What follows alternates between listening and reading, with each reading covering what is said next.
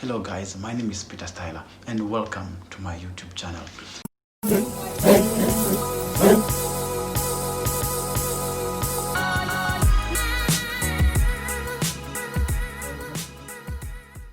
Today I'm going to teach you how to install locs extensions.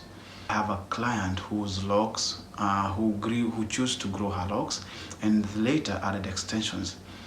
Unfortunately, they didn't come out as she expected, so when she reached out to me, I told her the whole situation, I can be able to solve it. So let me show you how I solved the whole situation.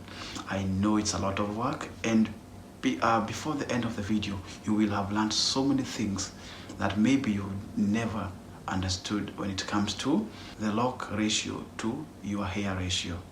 This is supposed to be 1:1. Which and what should you crochet? So you guys, I want to tell you, it's really advisable that you get the exact loc ratio.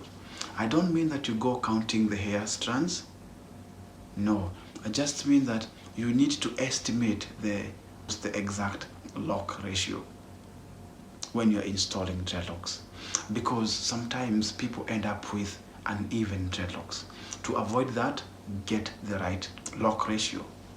Once you get it right, you're good to go. So what I did is I had to comb out her locks. I cut the extensions first and then I combed out her dreadlocks. It's so much work, yes, but if you don't do it, someone else will do it. On that same day, I installed locs extensions on her. Let me know what you think of the whole process. If there is something that you don't understand, I'll be glad to help. So you guys, let's jump into the video. Let me show you what I did, and don't forget to leave a thumbs up if you like the video. So I cut the extensions and I started combing out her locks. We had so much, it was difficult, but not really. Patience is the key when it comes to combing out the locs extensions. And also, I want you to remember that it's always good to understand the hair texture. You have to attach the right hair texture in accordance to the extensions that you have. If your client has type 3 and 4 hair texture, you can attach locs which are type 3 or type 4. If your client has type 1 and 2, you can attach locs extensions type 1 and 2. Okay, now it's always good to understand the hair ratio. You really need to partition the hair in accordance to the kind of extensions that you have.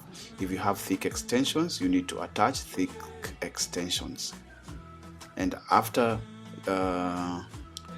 some time, you have to keep on adjusting the size depending on the kind of extension that you have. Onto this, you can see the locks are so neat and even. They were, I guess, 15 inches, and I started crocheting them with a different pattern. Her previous installation was brick pattern.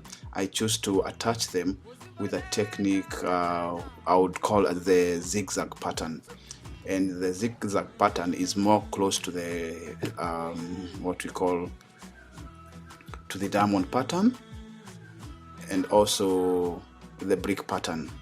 Zigzag pattern happens to be my best.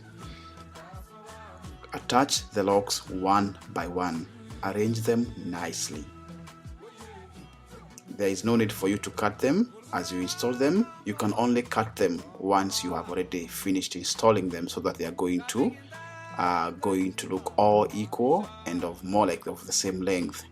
And I always prefer someone to cut the locks at a V shape or a U shape. It took us a bit of more hours. I will teach you step by step how to graft dreadlocks. And on to my other video, I guess I already explained how to attach the locks. You can always revisit and see it.